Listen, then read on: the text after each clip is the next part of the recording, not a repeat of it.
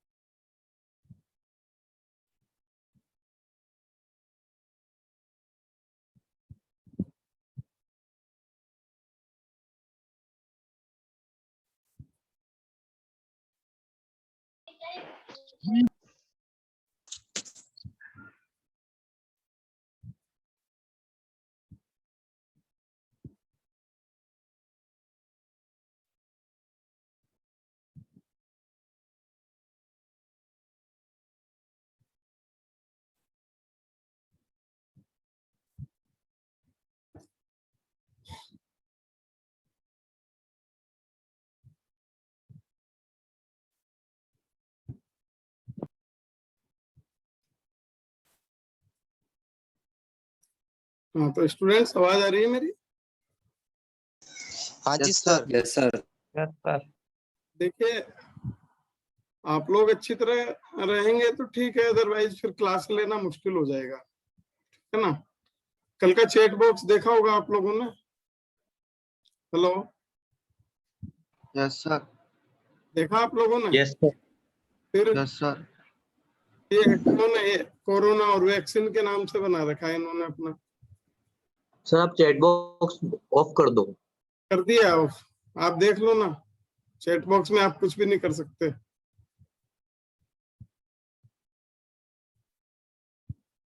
ठीक है ना? और प्रिंसिपल साहब को भी रिपोर्ट गई है इसकी आगे।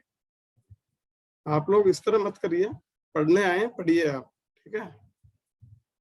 वो पता चल जाएगा अल्टीमेटली साइबर क्राइम वाले उनका तोड़ भी रहता है ना आगे। एनीवे, वो एक अलग मैटर है। तो प्रिंटिंग पेस्ट इंग्रेडिएंट्स का चल रहा था, ठीक है, ये कौन है अलग से 3, ये कैसे रह गए भाई? टाइम से आ जाओ भाई, क्योंकि अब बार बार ऐसा करना पड़ेगा तो पॉसिबल नहीं हो पाएगा।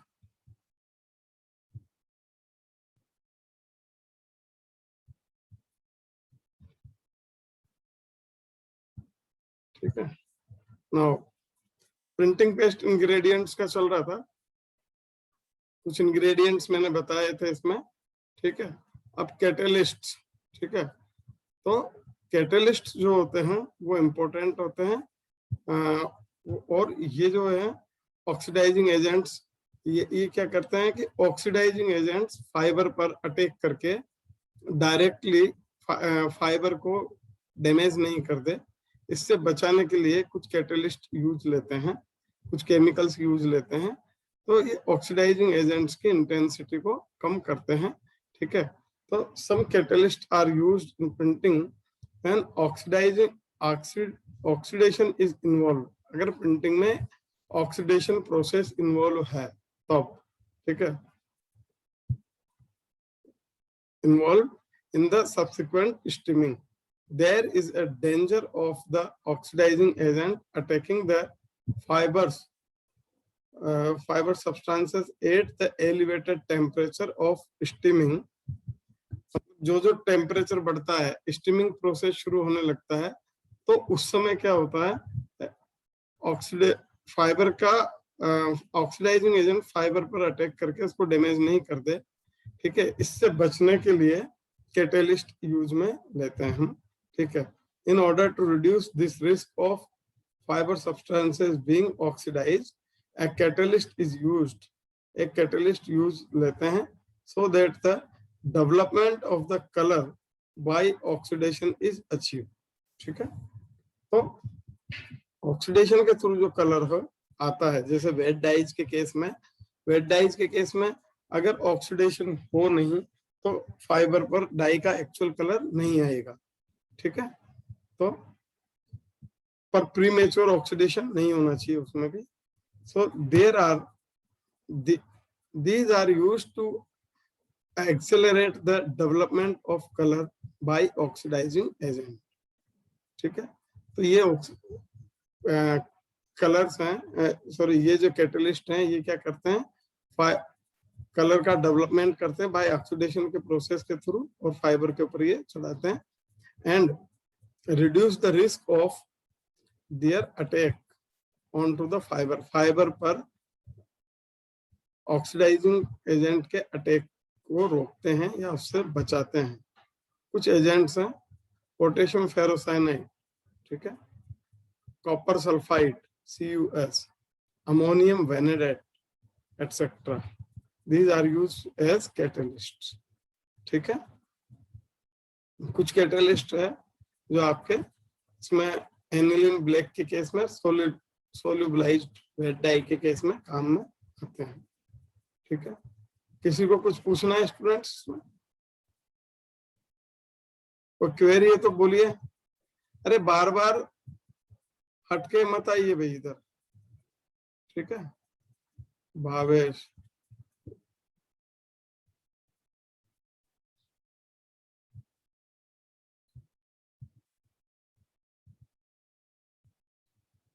नेक्स्ट है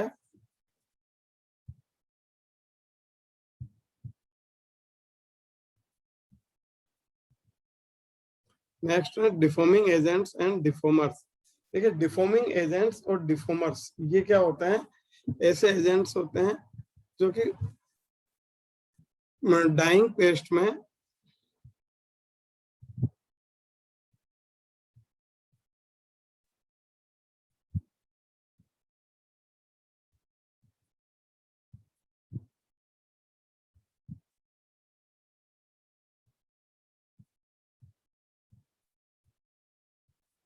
डाइंग पेस्ट में जब हम पेस्ट बना रहे होते हैं तो उस समय कुछ एजेंट्स होते हैं जिनका सरफेस, जो कि सरफेस टेंशन को कम करने के काम में आते हैं, और वो फोम्स यानी जो झाग होते हैं उनको क्रिएट करते हैं।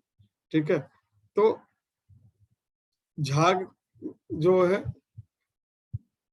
हमारे प्रिंटिंग लेवल को या प्रिंटिंग की इंटेंसिटी को डल बनाते हैं या फेंट प्रिंटिंग वहां पर होती है, ठीक है। इसलिए फॉर्म्स कम क्रिएट हो, इसलिए हम डिफॉर्मिंग एजेंट या डिफॉर्मर्स काम में लेते हैं, ठीक है। डिफॉर्मर्स में जो है ये कुछ दिए हुए भी बताएंगे। Many colours produces forms of froth during printing, due to this lighter shade produce होते हैं in roller printing. Roller printing के केस में the wetting agents in the paste with continuous agitation produces considerable form. Wetting agent होता है Turkey red oil, जिसको आप अपने जानते हैं, ठीक है। वो क्या करते हैं,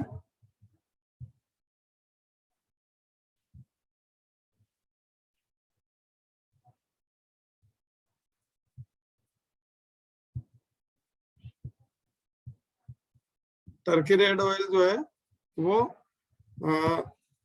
एक कंसिडरेबल अमाउंट में फॉर्म क्रिएट करता है। अगर फॉर्म ज्यादा हो गया तो डाइस का जो इंटेंसिटी आना चाहिए फैब्रिक पर वो उतना आएगा नहीं, ठीक है। तो इसलिए इसके लिए डिफॉर्मिंग एजेंट्स यूज में लेते हैं, ठीक है। तो कुछ डिफॉर्मिंग एजेंट है, Perminal KB, ICI Imperial Chemical Industries का है, ठीक है।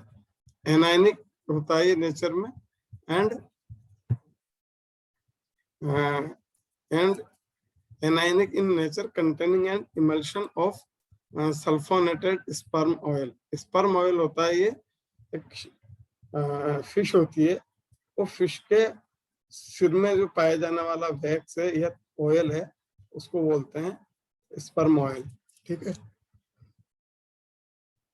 तो ये स्पर्म ऑयल और पाइन ऑयल का मिक्सचर होता है परमिनल केबी, ठीक है।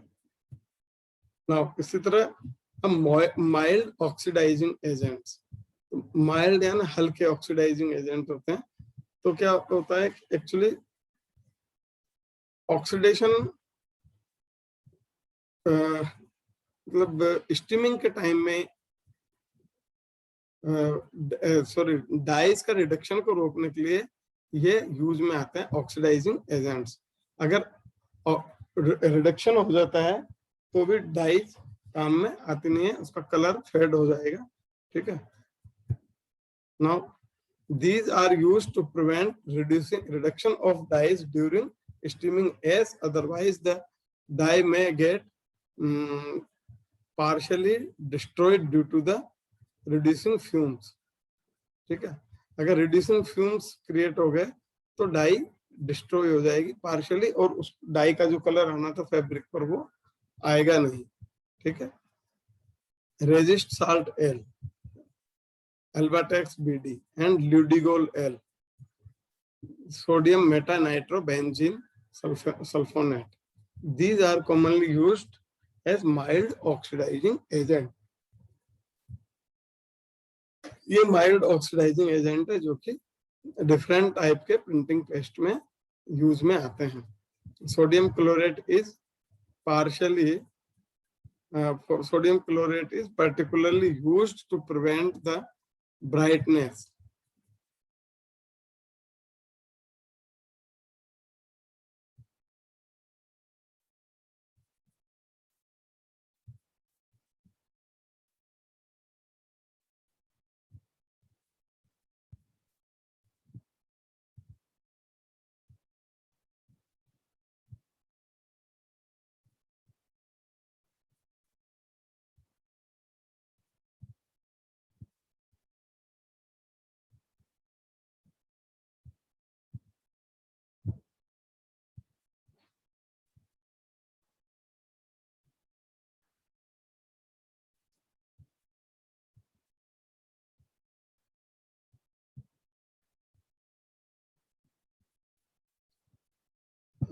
Oxidizing agent, sodium chlorate is particularly used to prevent the brightness or polyester print, brightness of polyester print against any reduction of dispersed dye during steaming at high temperature. High temperature पर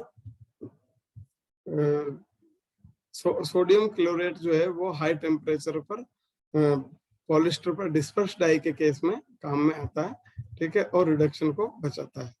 student clear है? किसी को कुछ पूछना है अभी तक इसमें? Hello, yes sir. हाँ बोलो, क्या पूछना है? नहीं सर, क्लियर है सर। आप तो बोल रहे हो यस सर। चलो,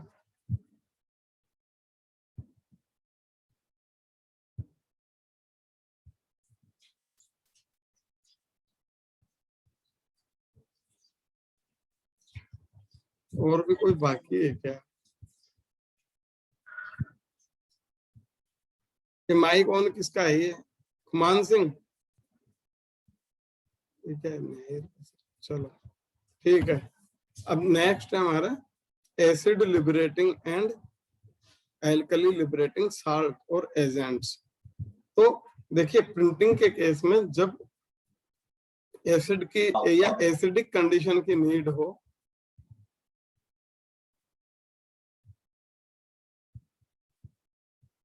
प्रिंटिंग के केस में जब एसिडिक कंडीशन की नीड हो तो उस समय एसिड लिबरेटिंग साल्ट यूज लेते हैं, जो कि स्टीमिंग के टाइम में वर्क करता है।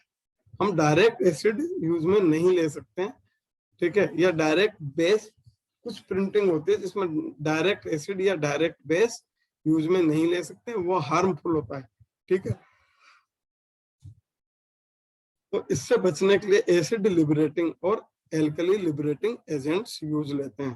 तो ये क्या करते हैं, एसिड लिबरेटिंग और alkali liberating agents high temperature पर या स्टीमिंग के टाइम में एसिड या एल्कली लिबरेट करते हैं। देखिए, किसी भी एक पर्टिकुलर डाई के केस में दोनों को एक साथ नहीं लेंगे, यू नो, एसिड और एल्कली दोनों आपस में रिएक्ट करके साल्ट और वाटर बनाएंगे, इसलिए एक दूसरे के इफेक्ट को समाप्त कर देंगे, खत्म कर देंगे, इसलिए दोनों एक साथ कभी काम नहीं लेंगे। डिफरेंट डाइज में डिफरेंट टाइप के एजेंट्स यूज में लेंगे, ठीक है।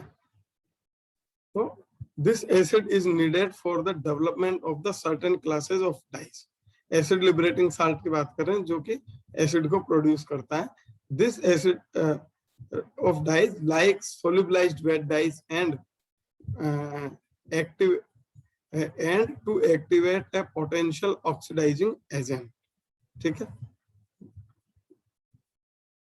Agent like sodium chlorate in aniline black and solubilized wet dye during the steaming, क्या हुआ Kunal, and during the steaming stage, steaming stage पर ये हमें एसिड लिबरेटिंग एसिड की जरूरत होती है, जो कि एसिड लिबरेटिंग साल्ट रिएक्ट करके फॉर्म करता है, ठीक है।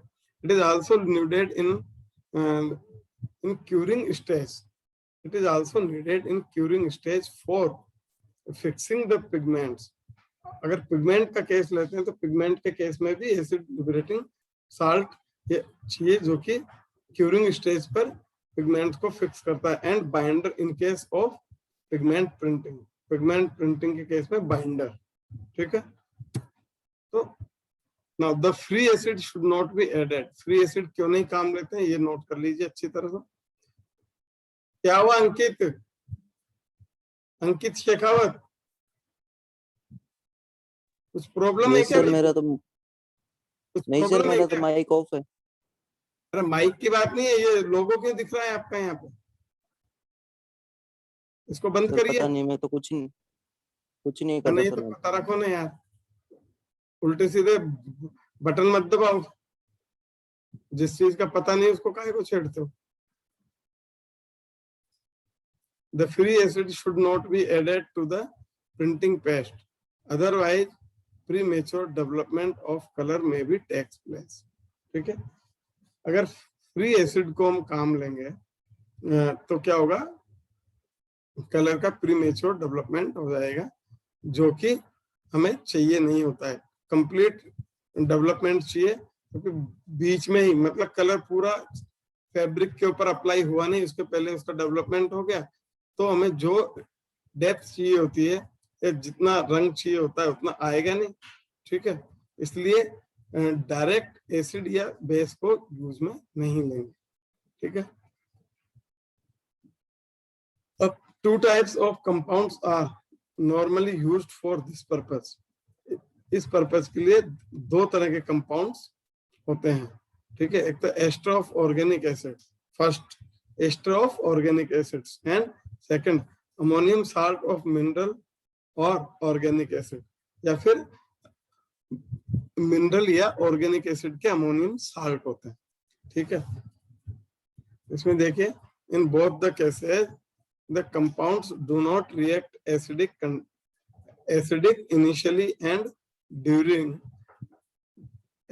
initially and during the steaming conditions. Acidity is generated by splitting of the esters. मतलब एस्टर को जब हटाते हैं तब एसिडिक कंडीशंस जनरेट होती है। Acidic conditions, splitting of the ester in the acid and alcoholic vaporize, and by association of the ammonium salt into the corresponding acid and ammonia. तो direct ये एसिड क्रिएट करते नहीं है। जब ester group को remove करते हैं, alcoholic vapour form होते हैं, and by association of ammonium salt के साथ एसोसिएट होकर ये एसिड्स फॉर्म होते हैं, ठीक है। कुछ और है इसका, इनके एग्जांपल्स देख लीजिए। सही है। Ammonium sulphocyanide. हेलो, हाँ बोलिए बोलिए भाई, किसी को कुछ पूछना है क्या? बोलिए, पूछना है, रिपीट करना है या जो भी, तो बोलिए। सर रिपीट कर दो ना एक बार ये एसिड वाला, चीज ये कंपाउंड्स वाला एक बार रिपीट कर दो, एस्टर्स और अमोनियम सॉल्ट। कंपाउंड तो मैंने अभी बोले ही नहीं ना। ये कंपाउंड जो एक तो एस्टर्स है, ये मैं यहाँ से क्लियर कर देता हूँ। In both the cases means, both the cases मतलब फर्स्ट तो ester of organic acid and second है अमोनियम साल्ट ऑफ मिनरल और ऑर्गेनिक एसिड। ये दो तरह के हमारे पास में एसिड लिबरेटिंग और एल्कली लिबरेटिंग साल्ट होते हैं। तो दोनों ही केस में क्या होता है, इन both the cases the compounds do not react acidic initially. तो डायरेक्ट मतलब दोनों ही केसेस के अंदर एसिडिक इनिशियली या क्या ना कंपाउंड जो होता है डायरेक्टली रिएक्ट नहीं करते हैं, और ड्यूरिंग द स्टीमिंग कंडीशन, और स्टीमिंग कंडीशन में भी ये रिएक्ट नहीं करते हैं। एसिड जो एसिडिटी होती है वो कब फॉर्म होती है? Acidity generated by splitting of the esters. Ester को हटा करके या एस्टर को लोप करके, ठीक है, और एसिडिटी जनरेट होती है ester into the acid. Acid के अंदर एस्टर को हटाते हैं और तो एसिडिक कंडीशन क्रिएट होती है। एंड एल्कोहलिक वेपोराइज, या फिर एल्कोहलिक वेपोराइज होता है by the association of ammonium salt. किससे? जो अमोनियम साल्ट हैं, मींस अमोनियम साल्ट एस्टर्स को हटाएगा, उसके बाद में एसिडिक कंडीशन क्रिएट होगी। अब अमोनियम साल्ट कौन कौन से हैं वो इसके अंदर ये दिए हुए हैं, आप देखिए। इसमें अमोनियम साल्ट्स में अमोनियम सल्फोसाइनाइड, ठीक है, फार्मूला ये है NH4CNS। अमोनियम क्लोराइड, ये जिसको आप नौसादर बोलते हैं सिंपली, अमोनियम क्लोराइड, ठीक है। और ammonium di ammonium hydrogen phosphate, ये di ammonium hydrogen phosphate. Ammonium gluconate, ammonium gluconate, और ये अमोनियम सल्फेट, ठीक है, अमोनियम सल्फेट और अमोनियम नाइट्रेट्स। ये कुछ ऐसे अमोनियम साल्ट्स हैं जो कि एसिड और एसिड लिबरेटिंग साल्ट का काम करते हैं, ठीक है। यह क्लियर हुआ? किसने पूछा था जो? यस। ठीक है, ये तो हुआ एसिड लिबरेटिंग साल्ट का। अब एल्कलीज का देखिए, alkalis that is alkalis liberating salt, mild alkalis which includes sodium carbonate, potassium carbonate, sodium bicarbonate, sodium silicate, disodium hydrogen phosphate, ठीक है, ट्राइसोडियम फॉस्फेट, सोडियम एसीटेट, ठीक है, tri sodium acetate, triethylamine, triethylamine है ना, ammonium hydroxide, these are mild alkalis. ये क्या है? Mild alkalis agent है। These are used to make solution slightly alkali, solution को स्लाइटली एल्कली बनाने का काम करते हैं, ठीक है, and also used to neutralize the acidic conditions.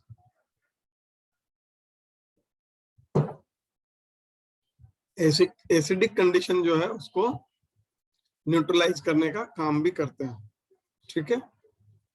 जहां पर इनकी जरूरत होती है, कुछ डाइज में होती है, वहां पर इनको यूज में लेते हैं। Is it clear student? Hello, yes sir. Yes sir. ठीक है। अभी टॉपिक जो है आपका खत्म होने जा रहा है लगभग, तो आप ये देख, नेक्स्ट है स्वेलिंग एजेंट्स। स्वेलिंग एजेंट्स क्या होते हैं? ये वो होते हैं जो कि कुछ फाइबर्स का जो स्ट्रक्चर है वो बहुत कॉम्पैक्ट होता है, जैसे पॉलिस्टर फाइबर के केस में, ठीक है, कॉम्पैक्ट स्ट्रक्चर होता है, क्रिस्टलाइन रीजन ज्यादा होता है, तो उस कॉम्पैक्ट स्ट्रक्चर को थोड़ा सा अमोर्फस बनाने के लिए या उस कॉम्पैक्ट स्ट्रक्चर को लूज करने के लिए स्वेलिंग एजेंट्स काम आते हैं। ये वो कैरियर्स होते हैं या वो एजेंट्स होते हैं जो कि फाइबर के स्ट्रक्चर को स्वेल अप कर देते हैं, उसको फुला देते हैं, ताकि डाई मॉलिक्यूल्स उसमें आसानी से पेनिट्रेट हो जाए, ठीक है। तो उनमें आप देख लीजिए, some carriers are works as swelling agents also. Their main function is to swell the fiber so that the diester molecule can diffuse in them easily. ठीक है, डाइस्टर मॉलिक्यूल फाइबर स्ट्रक्चर में इजीली पेनिट्रेट हो जाए, इसलिए हम swelling agents use में लेते हैं। Now ammonium carbonate is well known swelling agent. Ammonium carbonate एक अच्छा स्वेलिंग एजेंट है जो कि फाइबर स्ट्रक्चर को स्वेल अप कर देता है। Next miscellaneous. मिसलेनियस में ये वो केमिकल्स हैं, वो एजेंट है, ऊपर जो 13 प्रकार के केमिकल है, 13 टाइप के केमिकल्स बताएं, उनमें किसी भी तरह के केमिकल में ये ऐड नहीं है, ठीक है।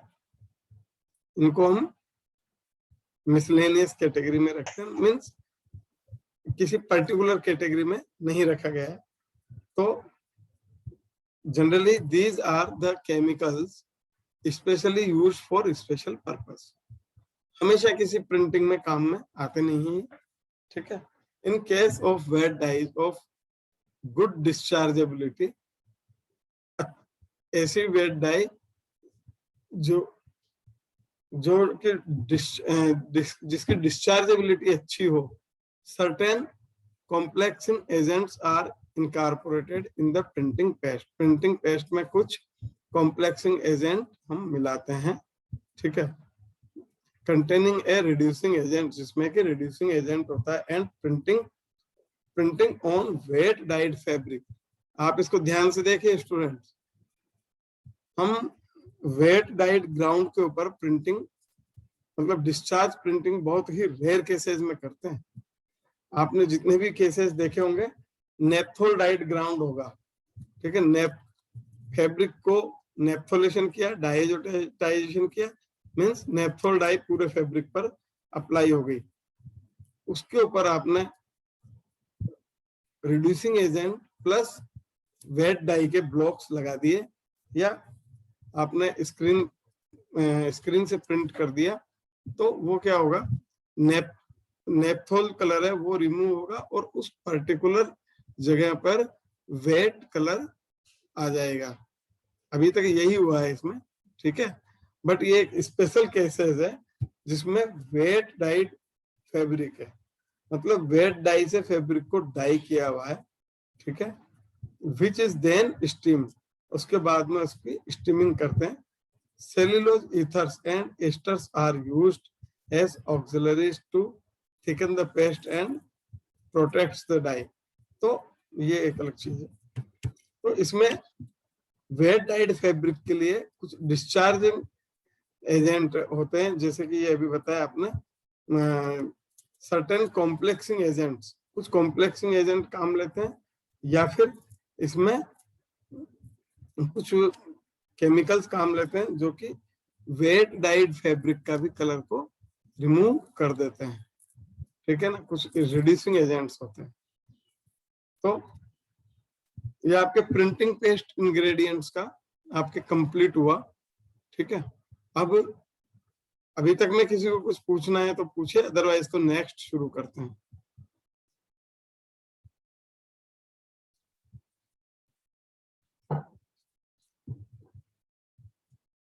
बोलिए स्टूडेंट्स।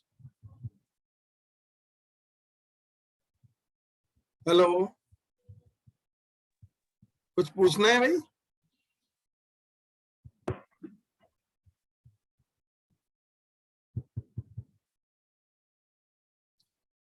ठीक है, नेक्स्ट शुरू करते हैं हम। हेलो, कुछ पूछना है? ओके, नहीं सर, नहीं पूछा। ठीक है। तो अपना मैं आपको सिलेबस एक बार रिकॉल करा देता हूं।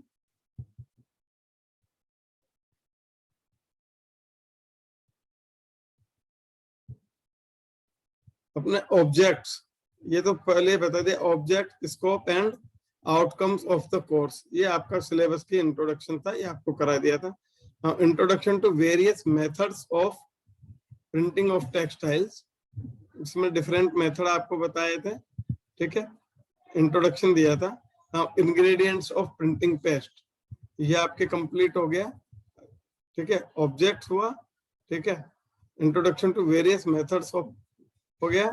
नाउ थर्ड था ये आपके ingredients of printing paste, printing paste ingredients जो हैं वो हो गए आपके, ठीक है। अब instruments and machinery used, instrument and machinery used in printing, ठीक है। Introduction to various styles of printing wise direct, discharge and resist style.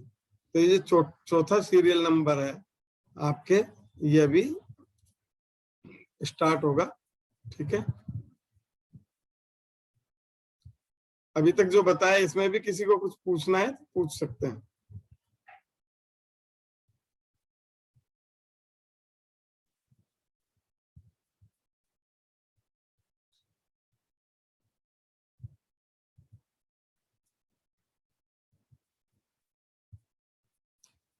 ठीक है। तो स्टूडेंट्स, जहां तक इंस्ट्रूमेंट्स मशीनरी की बात है तो कुछ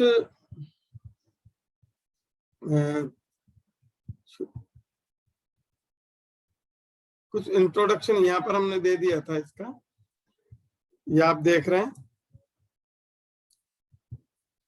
तो कॉटेज इंडस्ट्री में जो यूज होते हैं, देखिए ब्लॉक प्रिंटिंग में ज्यादातर कुछ यूज होता नहीं, केवल ये ब्लॉक, इस तरह के ब्लॉक्स यूज आते हैं, यही इक्विपमेंट उसमें होते हैं। रही बात स्टेंसिल प्रिंटिंग की, स्टेंसिल प्रिंटिंग भी कॉटेज इंडस्ट्री टाइप का है।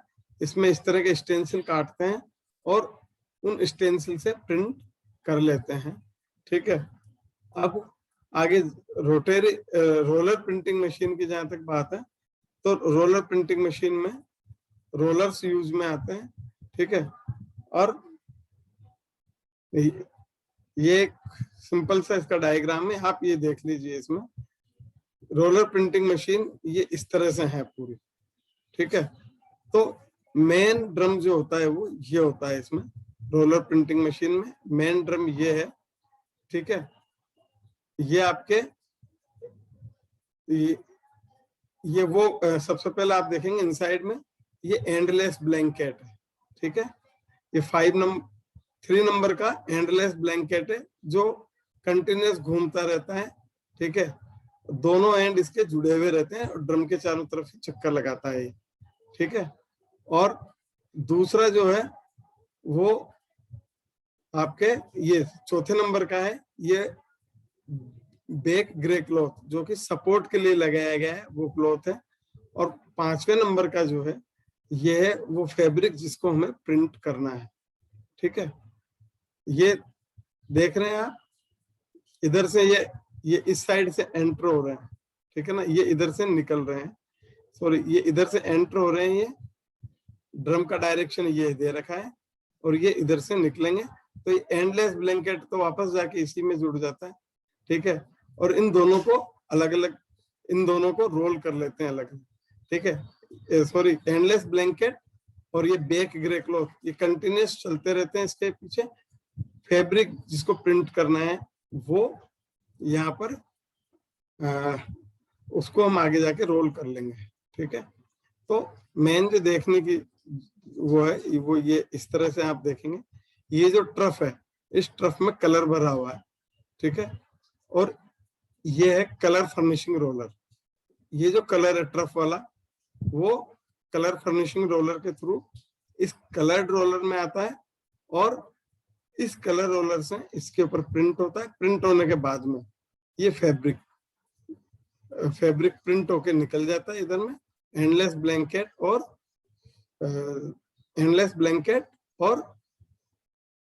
जो फैब्रिक है सपोर्टिंग क्लॉथ वो चलते रहते हैं, ठीक है। बाकी का हम कल की मीटिंग में बताएंगे। स्टॉप करता हूं मैं, ओके।